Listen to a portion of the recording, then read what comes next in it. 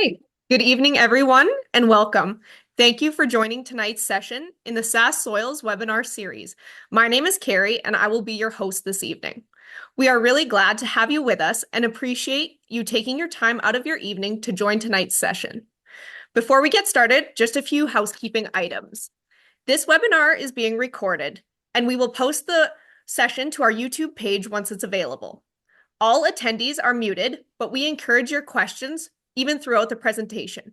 So feel free to raise your hands and I will either unmute you or you can use the Q&A or chat functions below. We will also have a Q&A style discussion after the end of this presentation. Tonight, we are pleased to welcome Tannis Axten. Tannis's presentation called Power of Community from Soil to Society will give you guys a taste of her breakout session she will host at the Soil Health Conference in Saskatoon, TCU Place, February 11th and 12th. Tickets will be available until Friday, February 6th. In this webinar, Tannis will explore connection and collaboration and the drive for resilience from soil ecosystems to the human communities that steward them. Tannis, thank you for being here with us tonight, and I will turn it over to you. Hi, everyone. I can't see you, so I hope you're in your pajamas and have a nice drink or something fun. I'm just going to share my screen.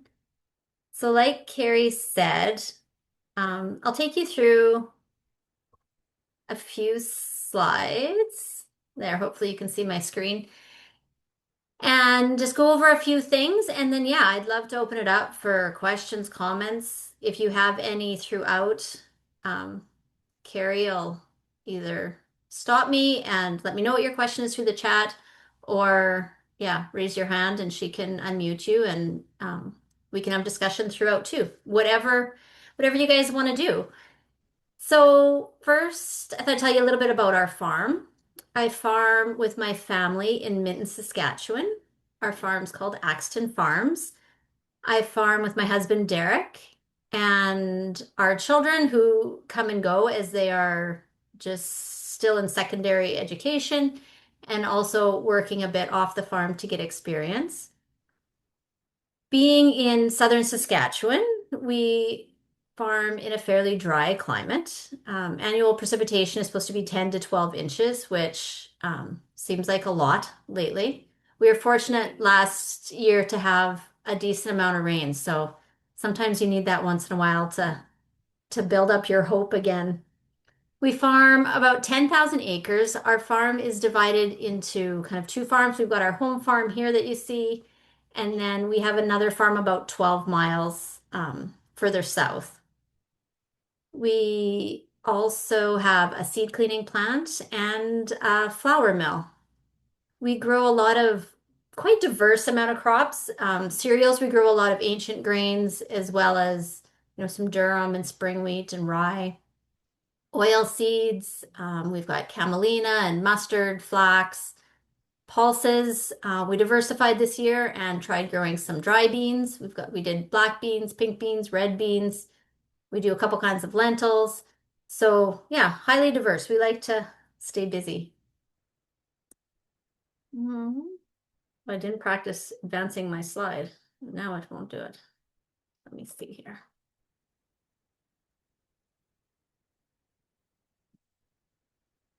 Hmm. Let's stop sharing for a second here.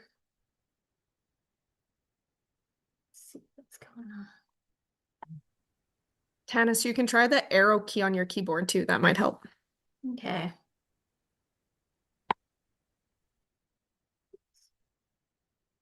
Okay.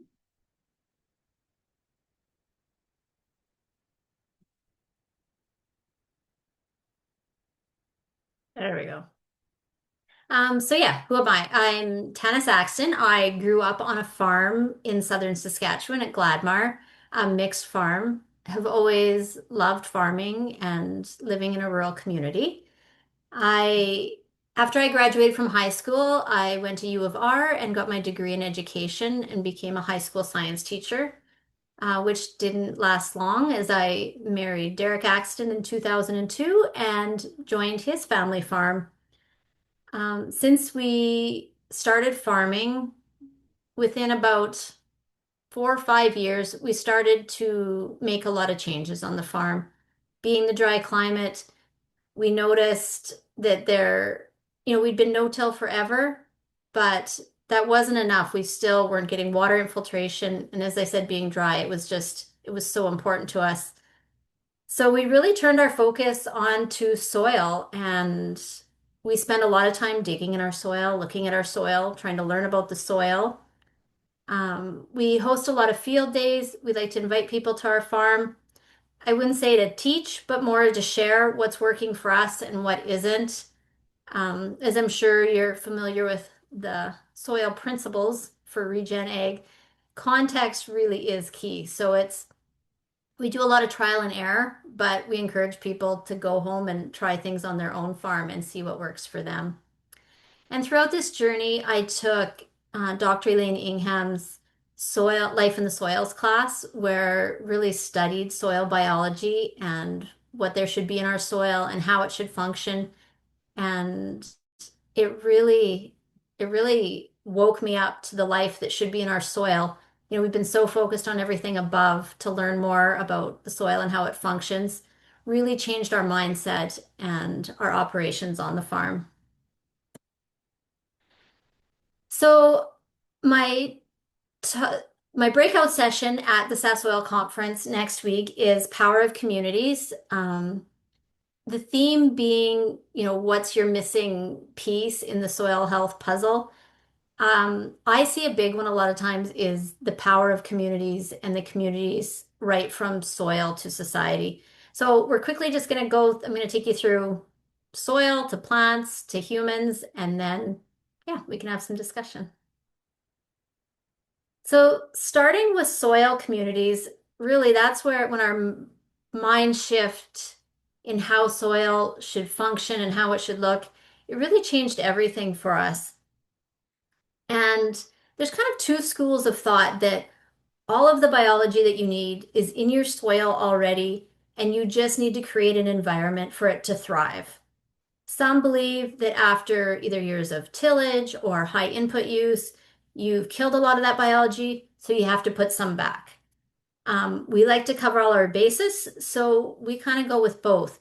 We work really hard to try to create an environment for that biology that's in the soil already. So whether that's having a cover crop to keep the soil covered and having living root as long as possible, um, anything that's really going to protect the soil, but also, having those live roots to really feed. We also use a lot of biological foods to try to stimulate the biology, and the better it can function, the more nutrients it can cycle. And that's really where I learned when we were studying our soil biology, the importance of diversity and these communities within the soil. Everything has a different function.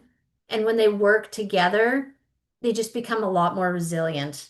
You've got, you know, organisms that'll fix nitrogen, fungi that can maybe access your water. The more diversity you have, the stronger community and the better it functions. So on the other end, we also think it's important to put back. We are in an agricultural society, system.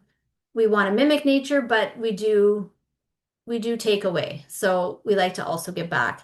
So ways that we've done that is through composting, adding compost, and probably I would say even more importantly is making compost extracts where we take the biology from our compost and then put it back into the soil. Think of it kind of as a probiotic or a boost to kind of give back.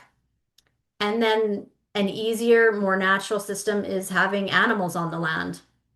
We don't own our own animals, our own cows anymore. So we work with a neighbor that bring large amounts of cattle onto the farm to graze. So it's really a win-win for both of us.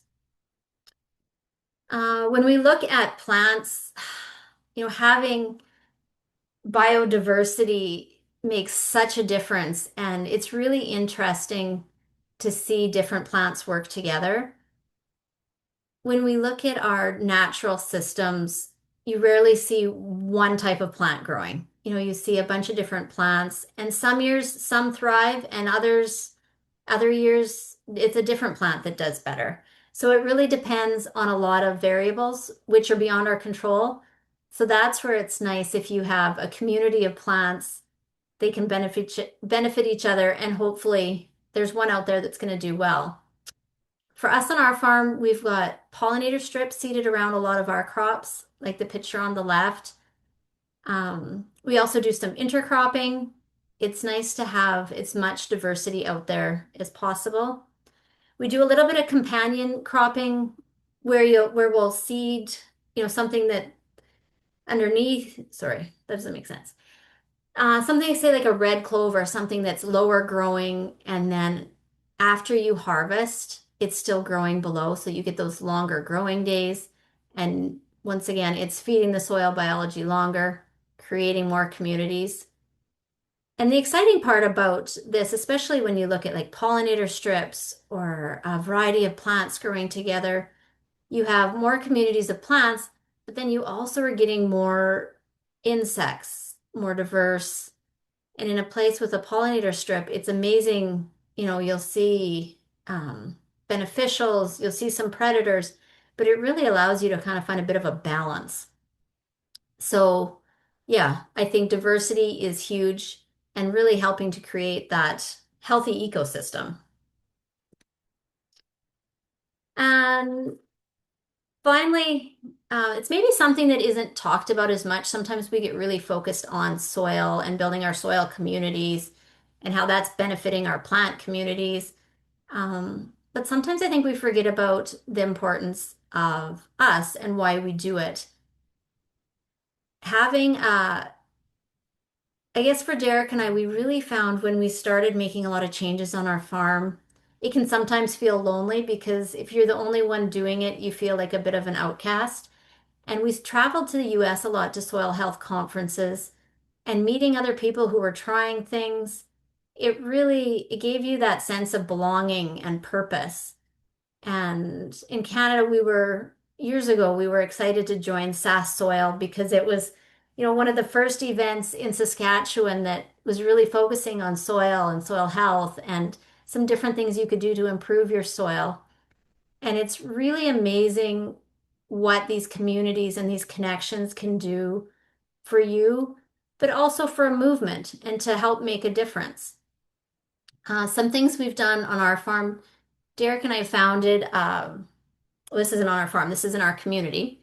We founded, we call it Farming for the Future, where we get, chemical companies and equipment dealerships, any businesses around the community to help donate either cash or inputs, and we grow a crop. There's a group of farmers that get together, and it's only 90 acres, so it doesn't take much for someone to stop by and seed it or harvest it. And we put that money away for the community. As our community seems to get smaller, we really see the importance of not losing any building or any activity that we have in the community. So this is a bit of a slush fund for any capital expenditures, if that roof caves in or you need new steps or there's always repairs that are needed. So it's a way to invest back in our community. Same with building our seed cleaning plant and our flour mill. One of the biggest complaints that we find living, in a small town is people say how the kids just got to move away. There's just no opportunities here. And we think it's important to build opportunities. So our seed cleaning plant offers us the ability to offer jobs so that we can have people moving back into our community and joining our community so that we're building our community. And we love the idea of our rural communities growing instead of moving backwards. Uh, about 3 years ago, we hosted an event in our warehouse. And as important as it is to connect and have community with, people who are farming and you're learning from each other, I think it's important also to connect with people who are eating food. Because as farmers, we grow food, and it seems like there's more and more of a disconnect between farmers and consumers. And as we're growing these products and we're excited about them and the health of them from our healthy soil, to make that connection with people and teach them about what we're doing and how we're doing it, it really is, it feels like a full circle moment and it's really exciting. And I think the biggest part of building and the power of communities really is the resilience and the strength. So, that being said, I'd like to open it up for questions. And I think two of the biggest questions out there a lot of times are how do communities build resilience? What have you seen? If you want to ask me questions about either our soil or our plant or our um, communities that we belong in, how they really build resilience so that we become stronger and powerful in what we're doing. And also a big question a lot of times people ask is, how do we build communities? How do we build these soil communities? How do we build communities among each other? So with that, I'll leave you with this quote that I found that I thought said a lot. I don't know where it came from, but strong communities don't happen by accident. Spray my pictures over so I can't see it. They're built through care, trust, and shared purpose. So I think I'll stop there and we'll, yeah, we'll turn it over to some discussion and sharing, or if you want me to go deeper into anything, or yeah, I'd love to hear from some of you.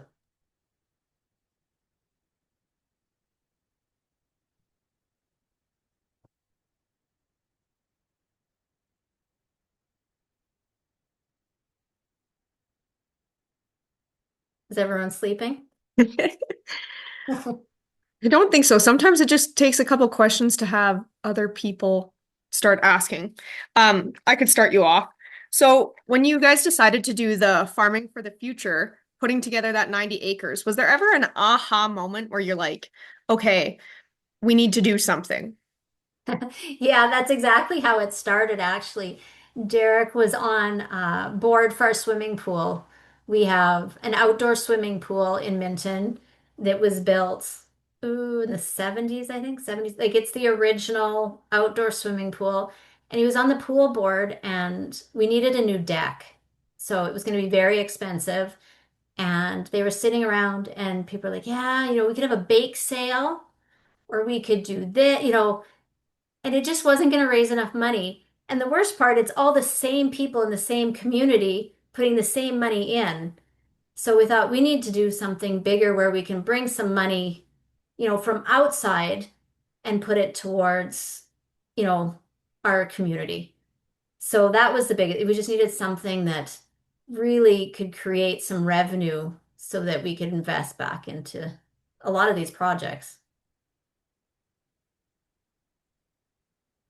Absolutely. Somebody else, I'm not sure if it came in at the same time, but said, can you elaborate on the farming for the future? Yeah, so and I mean it's quite simple. A lot of communities do it. We run it through our RM. So um they take care a lot of the financial things, but we encourage our local community to put in applications to our board. It has to be a capital expenditure, and we have a board that reviews it and then puts the money towards it. And I mean, usually I can get enough cash donations that cover our rent on the 90 acres, and we get pretty much all of the inputs sponsored.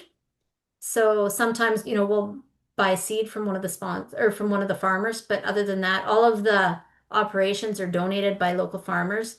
So it's quite easy, to make, 50, 60, sometimes 70,000 in a year.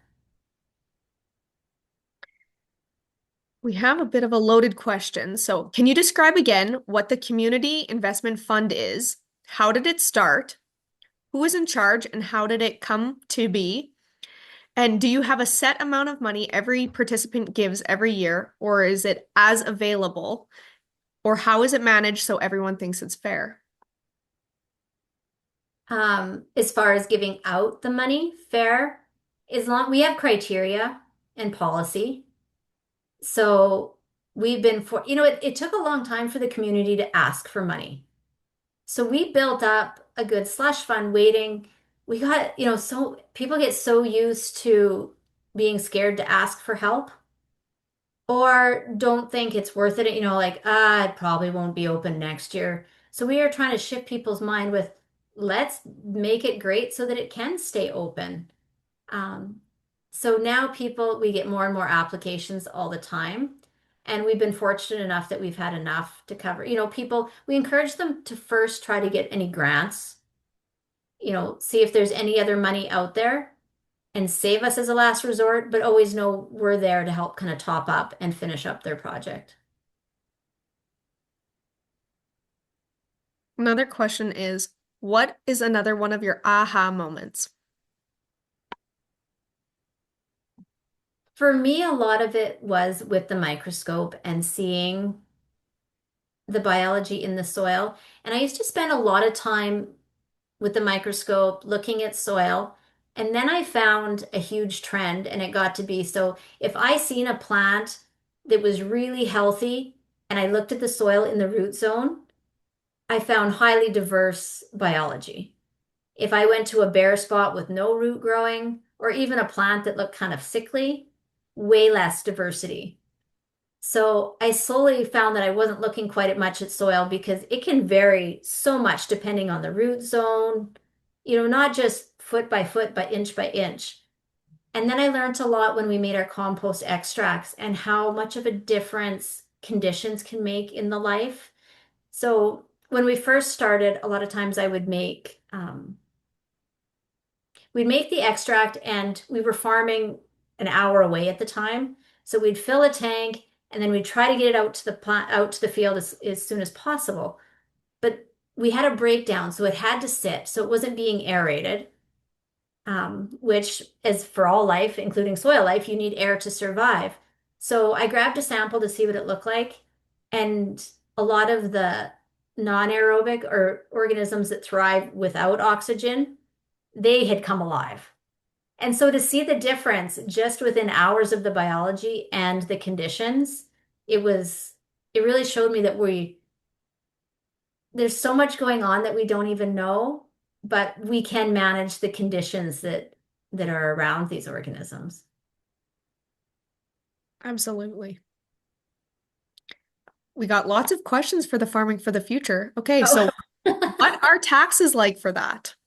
We run it through the RM. So the RM so I don't have to worry about that part. So it's a subdivision within the RM and they do tax receipts and um, yeah, run it through them. And then whose land is for the farming community? The very first year, because we weren't organized and we didn't really have a board, we just donated a few acres. And then after that, we found a piece of land. It's right in the corner well, not a corner. I guess it's just south of Gladmar, right on number 18 highway. So it has a lot of exposure. And we rent it from a farmer. And then it allows us to put up sponsorship signs so that people can see who's sponsoring, who's involved. And so it gets a little bit of, sponsors can get a little kickback that way too to see who's involved. Do you have any nutrient data on your flour or grain over the years to show that you have improved your soils? Um, we weren't great at benchmarking. So I don't know that we can see the improvement, but what we have done is we've done nutrient density tests on our flour versus, so for example, our 7 variety spring wheat, which is the closest to an all-purpose flour. It's just, you can replace your white all-purpose flour with this whole grain flour, and it functions very similar. Um, we did testing comparing a white all-purpose flour to ours, and there's huge differences. Especially when it comes to the antioxidants and the unique compounds. So often we measure, just kind of like we do in conventional farming, we measure, all the macros, the big things, and don't always look at all the micros. Same with this, the minerals and the vitamins that don't even exist in some of the all-purpose, they do in this whole grain that's grown regeneratively. I don't know if I'm answering the question, but I think it's close enough.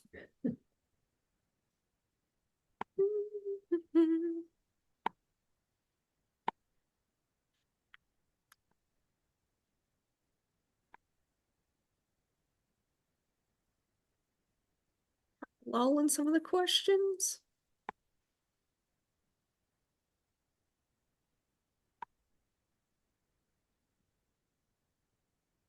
it's been really interesting trying to market our flour because a lot of bakeries, especially ones that aren't maybe they're artisanal but are more like traditional bakers. The biggest complaint we have is that it has color and flavor. So it's funny how we've got so used to eating, you know, things that are white and no flavor other than, whatever you're putting into it versus something with a little bit of color and taste. So it's been really interesting and really difficult for marketing because unless the consumer, the person buying it, is going to demand something different, the person who's baking or selling it isn't going to make those changes. Somebody asked where you can buy the flour. So we have at the farm, of course, we always welcome people to come and we have 10 and 20 kgs. But as far as stores for retail, most of them just carry our 1 kgs just because it's a little bit easier to handle and gives everyone a try before they know what they want. But in Saskatoon, at Little Market Box, Regina, Local and Fresh, and Lakeview, Fine Foods, Weyburn, Estevan. We've been out to Swift Current a couple times. I think there's a store there that's going to start. So we're trying to cover, some of southern Saskatchewan. We get a lot of interest in it. And at first I was meeting people here and there, and I realized it's just not manageable. So it's nice. We usually work with, locally owned stores or private stores, and then they just reach out to me. And then more and more now, they'll put in an order for a larger bag, and then I'll deliver that to the store. And it just saves me trying to meet everyone. But I like it the best when people come to the farm and pick up because then they can see exactly what we're doing. Absolutely. Have you found that you're able to get any premiums on your flour because you practice regen egg? Um, we're working on that. I wouldn't say a lot. A lot of people like the idea that it's local, the traceability. I can tell you what field. The biggest question I probably get is, are you organic? Um, and because we do chemical testing on our grains, I can say they're chemical free, but we aren't organic. So that's probably one of our biggest challenges. And I'd love to see more nutrient, because we have highly functioning soils. I like to focus more on the nutrients than anything. And another, it's interesting. Yeah, there's never enough time, but even, at a durum sample I sent to a mill, and so it's just durum, nothing special. We grow a few varieties together just for diversity. I don't think of it as any different than any other durum, but they too found that it was darker in color than their regular durum. And I mean, it would be the only durum that they've ever got that was regeneratively grown. But it really makes me wonder if there's some connection between this color and darkness, just like we see in soil, but also maybe in our grains that when it makes flour with the nutrient levels. What are some of the varieties you have in your 7 wheat flour? It Our 7 variety spring wheat flour are 7 varieties of spring wheat. So it's one we've kind of developed through a few years. We kept adding a few just to kind of get the protein where people liked it. And now we grow it every year. And then we'll intercrop it with peas so that that's where it gets the nitrogen from so that we don't have to use synthetics. And yeah, people always assume that it's a variety of different types of grains. But yeah, it's actually 7 varieties of spring wheat. Do you have any examples offhand of those 7 varieties that go in? Like the names of them? Yeah, I do not. But you know what? I have a customer that just asked that, so I need to dig back and see. When we first bought it, I think it was a four-way blend that a guy had had a long time, and then we bought a couple more and added. So yeah, no, I have to look those up. for sure. You are a food producer, but also process some of the things you grow. Add a value to what you grow, but you also are creating a community of people and consumers in the cities and other markets where you deliver and sell your products. Can you tell me a bit about that network that you have created? Example being producer consumer in your local food system. It was harder than I thought to build that community, but once it gets going, it's amazing how it grows. Um, we've learned very fast that we're better at farming than we are at marketing and getting the word out there. So, we've tried a bit of social media, but a lot of the connections we've made have been word of mouth and, through different peer groups. We are certified with Regenified. So we've been working with them to help develop, people who are really excited about the practices that we do. A lot of times people are excited about the flavor and the way and the flour or the grains, but they're not always that interested in how it's grown. So we're really trying to make that connection to show people that it does make a difference and just connect those dots for people that this is actually grown on our farm and we harvest it and we clean it here and we mill it. It's all done right here. Um, yeah, was there another part to that question or did I get it all? No, I think you got it. I think it really reflects on how small the ag community is, right? Like once you start being like, "Oh, I know this person," somebody's like, "Oh, I know them too." Yeah, no, it is. It's quite remarkable and a lot of the people that we've met in whatever circle you want to call it, like the soil health or regenerative or um, whatever you want to call it. I can honestly say it's some of the most genuine, caring people that I've come across. You don't get that competitive feeling. It's a feeling of actual community where you want to see each other succeed. You want to learn from each other. You can cheer each other on and be excited about each other's successes. Absolutely. So, how important is livestock integration in your operation goals? Yeah, I see that one came from Mark. So It the did. answer is it's everything. Cows. Cows are the answer for everything, right, Mark?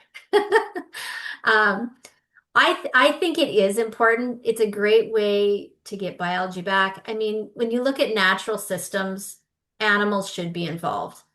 That being said, depending on your setup, it's easier for some than others.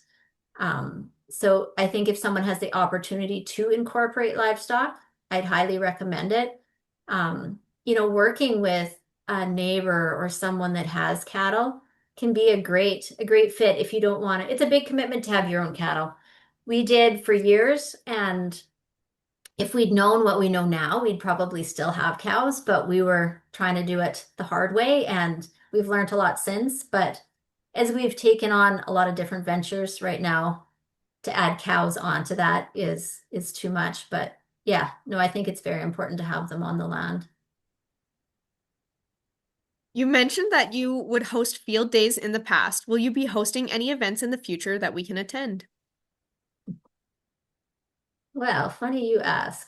Um, we are, there will be an announcement coming out very soon, but we are going to be hosting a very special event this summer. Um, we want to do something different. It'll be a 2-day event and um, it won't be your traditional, convention because it will be on farm. It'll be encouraged, like lots of camping, connecting. Yeah, I think it's really exciting, but there's more details to come. So we haven't had, I think it's been 2 summers since we've had anything here. So we are planning something this coming summer. Absolutely. So everyone will have to tune in for that Mhm. announcement. Yes. What are you doing with the byproducts of your flour?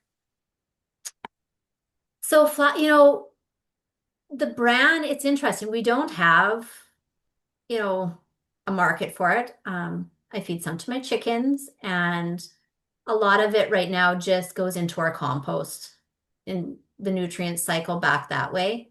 We don't, from our flour, we don't have a lot of byproduct because we're doing the whole grain and we're doing as light a sift as possible. There isn't a high volume of it. That being said, it is highly nutritious, so we'd like to find something to do with it. And for the cleaning plant, we do end up with quite a few screenings depending what we are cleaning. And if they're good enough, they'll go to cow feed to our same cow neighbor. Um, and then if they have, if it's mostly, weed seeds or broken, like things that aren't even at feed value, then we'll compost them. Somebody asked what your crop rotation is. Ooh, that's a good question. There is no set rotation. Um, we really look at what the soil needs. A lot of times after you've had a legume or something low carbon, definitely we put in a cereal to try to build up some biomass and have some cover. Cover is extremely important to us. So sometimes after some of those legumes, they're not leaving a lot. So especially if we can't get a cover crop in after that, definitely a cereal. Of course, we like to alternate, between the cereals and the pulses and the legumes. But it really comes down to, yeah, what the soil needs that year, and also a little bit what we think we can market. Last year we grew 16 different crops, which is maybe too many, but a lot of it then depends on, what we can market and what's selling. So that'll depend, how much we grow and where. What made you start farming this way and why have you continued? The biggest part of why we started was really for moisture retention. We had, when you don't get a lot of rain and you finally get a nice thunderstorm and lots of rain coming down, to watch it run off is really sad. So we knew we had to make some changes so that the water was going into the soil. Um, and our initial thought was a disc drill. So that was how we started, and it snowballed from there. While Derek was down buying the disc drill, the guy there said, "Oh, you must know Dr. Dwayne Beck." He assumed we were into soil health. We didn't know who that was. Researched him, went to some of his field days. We met Gabe Brown and learned more that way. And because we were intercropping, Derek would get asked to speak at some soil health events, which made us go more and meet more people. And the more we learned, so we always say, once you see it, you can't unsee it. And now, I mean, even, in the middle of harvest, when we're cleaning out combines for the 14th time, wondering why are we doing this? Um, it's exciting and it's fun, and we're not doing the same thing every year. And it kind of gives us hope that, we can find what really works well on our farm. And then the value add, it adds a whole new level to be able to make that connection with people and actually be able to sell them the food that you grew on your farm. It makes it exciting. It's definitely not the easy route, but it keeps us going. So let's pop back to your event for a minute. Is there somewhere that people can sign up for it, or where do they go to see this announcement? Um, we will, the announcement, it'll be on social media. I should be able to do a formal announcement next week at SaskSoil, I think. We're just finishing up the website and um, confirming a really big speaker. And then, yeah, just so, yeah, if you want to follow Derek on LinkedIn or our Instagram page, or it'll be on our website too, but it'll be a function of its own, and we will be the hosts.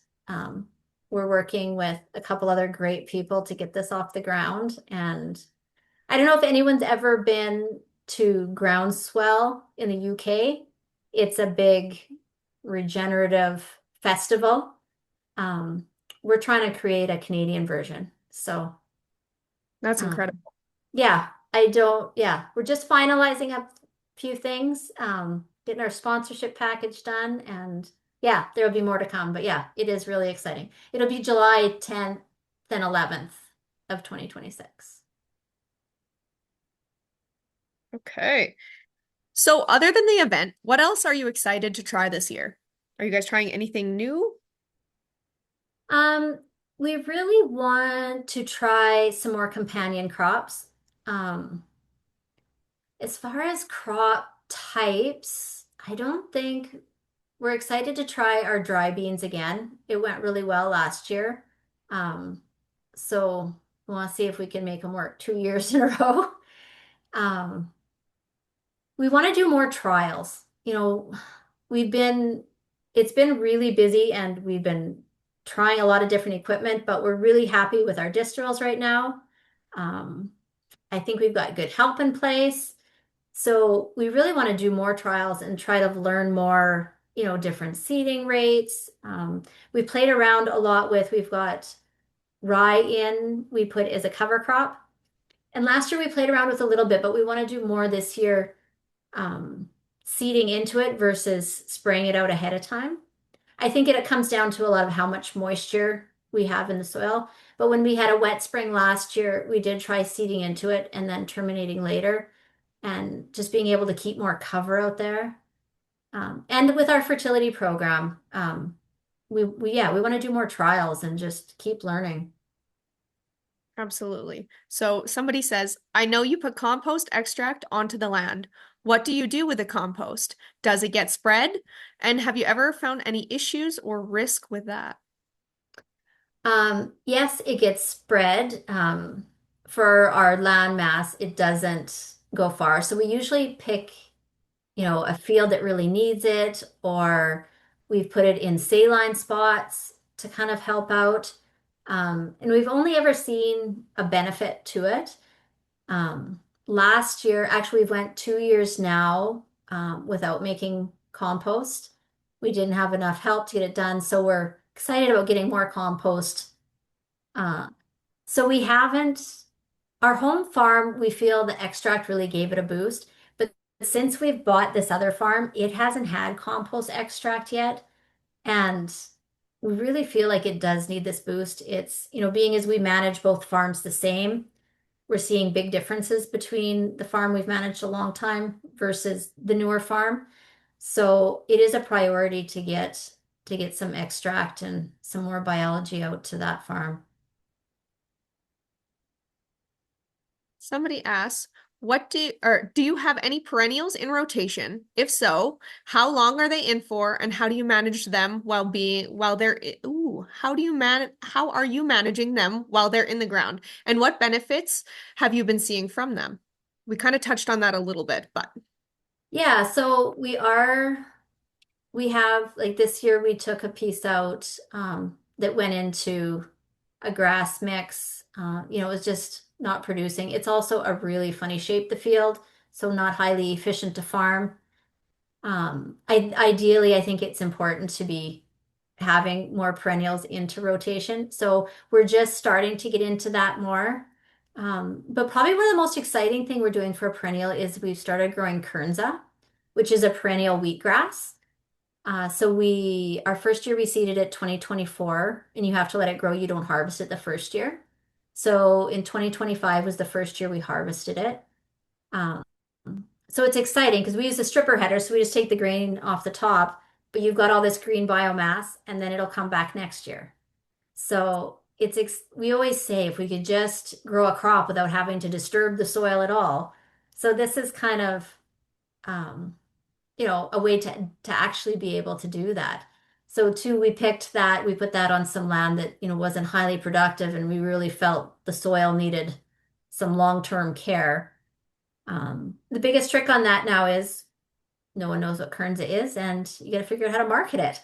But, and it's a tiny seed, but it's hulled, so we have to dehull it. And yeah, I don't know if you follow our Instagram at all, but we just finally milled some Kernza flour last week. So we gave it a try in some waffles. And um, yeah, it's supposed to be highly nutritious. It's a bit, that's kind of what it's known for.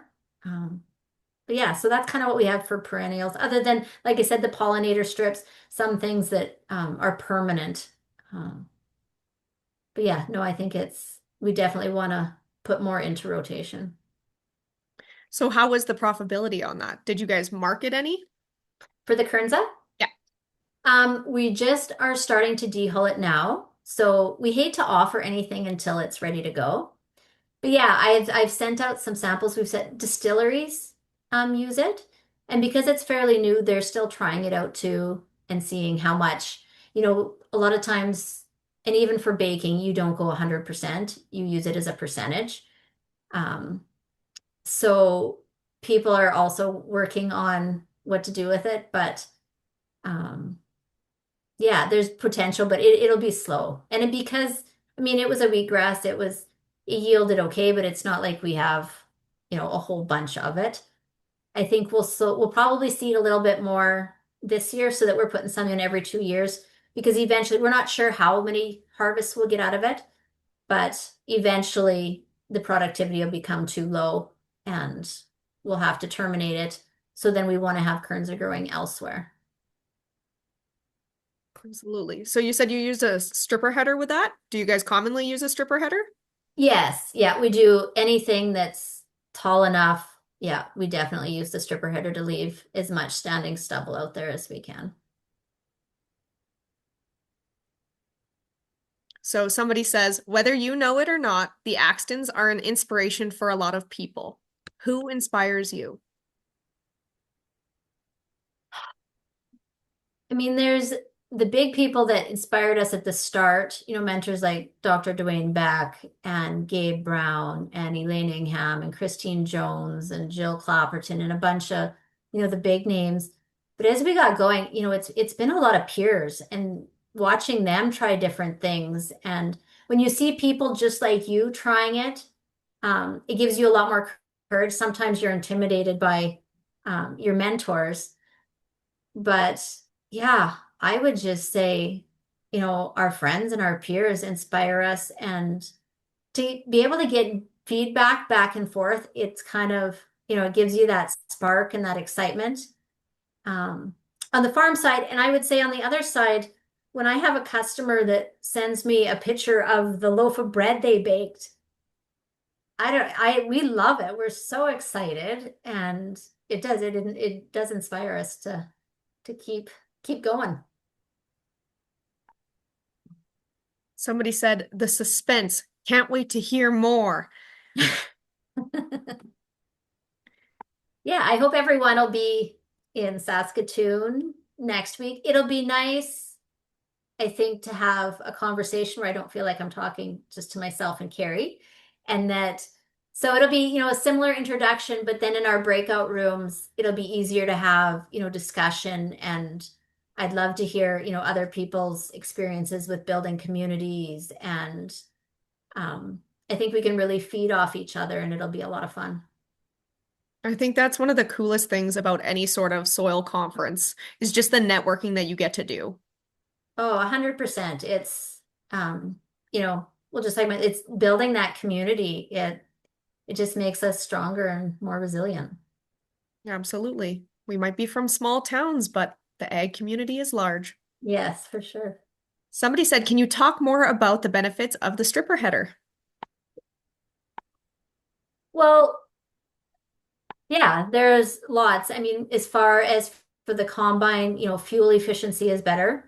You're not grinding all that straw through your combine.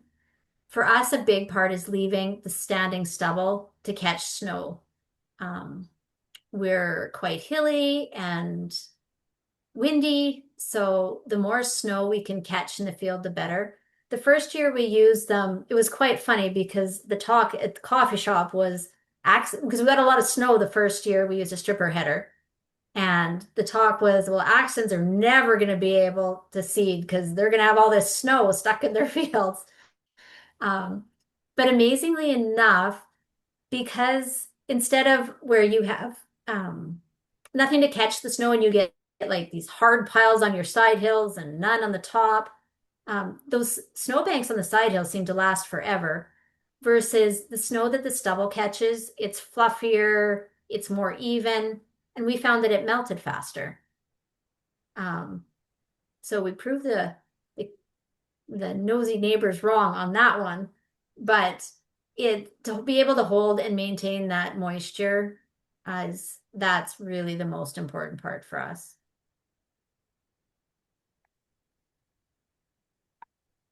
The next is last question from me, I swear. Would you recommend any programs, peer groups, funding, grants, etc. for other producers? I haven't had a lot of luck with grants. A lot of the practices we do, we did them before they were proven. So a lot of times the programs that come out are things that, um, you know, the government feels that they know that works that other people are doing. So we found that a little bit more tricky. What was the first part you said? Sorry. And recommend any programs, peer groups, fundings. Oh, yeah, peer groups, kind of got a, I found that a little bit harder. We found ourselves a little bit in the middle sometimes, newer peer groups, um, they think we're too advanced, which is never true because we're learning as much as anyone else. And then when we first started, we had trouble finding people, doing some of the practices we were doing. But now I feel like there's more out there, like with SaskSoil, Regeneration Canada. It's more national, but it made a lot of great connections there. And some of the, even we've worked some with Alice. Um, just getting out there and talking, and it seems like once you meet someone, it just snowballs from there. And yeah, attending as many events as a guy can is great.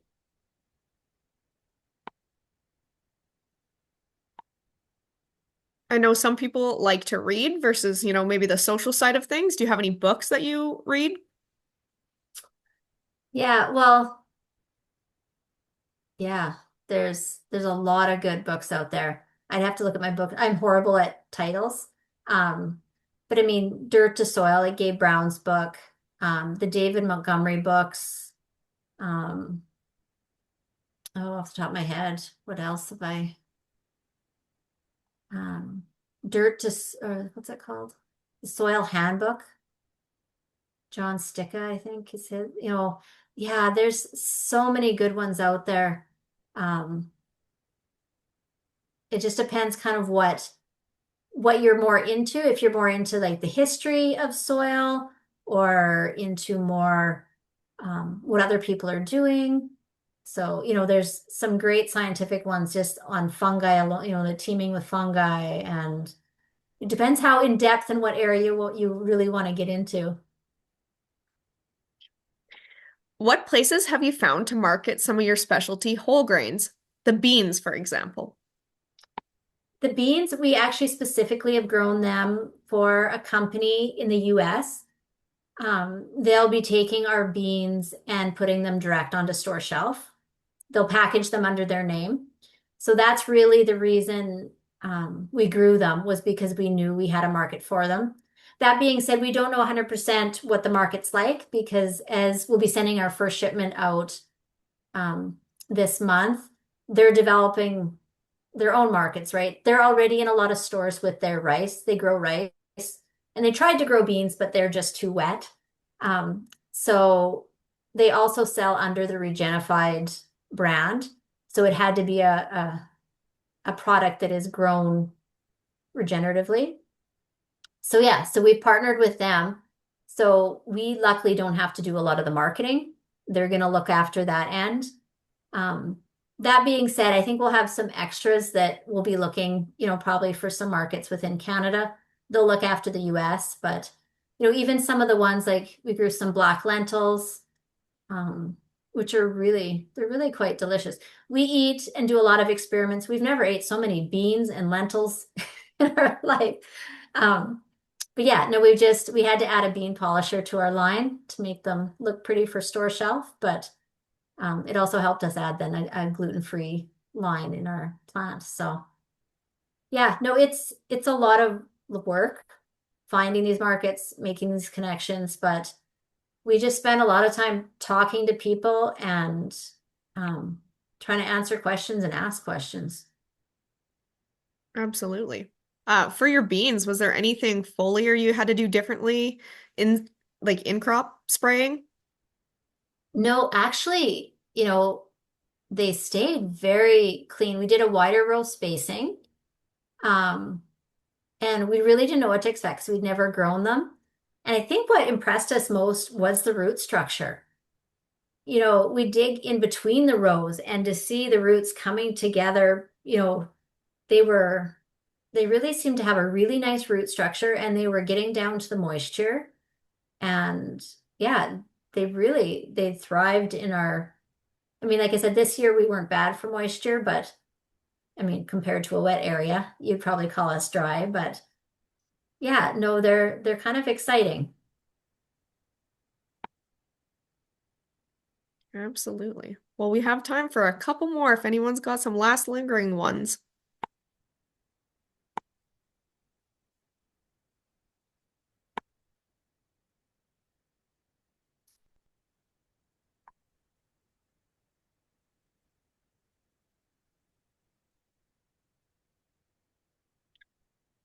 Well, I'll jump back into the beans. I worked at a crop research company out of Saskatoon where we were just hired like to do contract research. We encountered some bronzing with the beans. Did you guys have anything like that? Bronzing, is that like on the leaves or on the beans Yeah, themselves? on the leaves, right before flowering.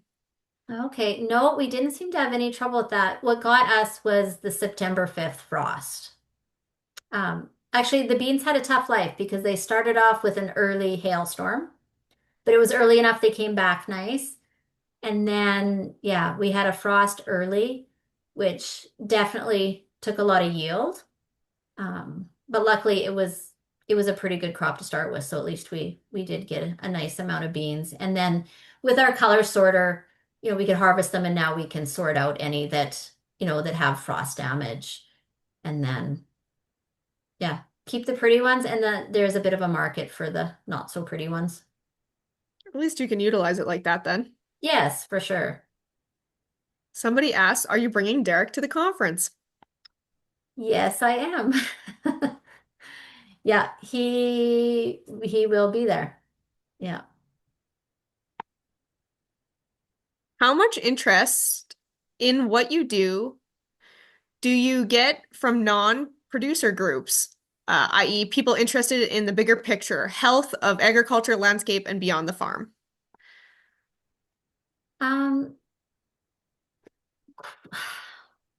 so I would say. So this year we were a host farm for Open Farm Days in Saskatchewan. So opened up our farm, I think it was August 8th. Anyone who wanted to come could just come. And I think we only ended up with about 30 or so people, but there was no one else on the tour near us. So it was an hour and a half drive just to come.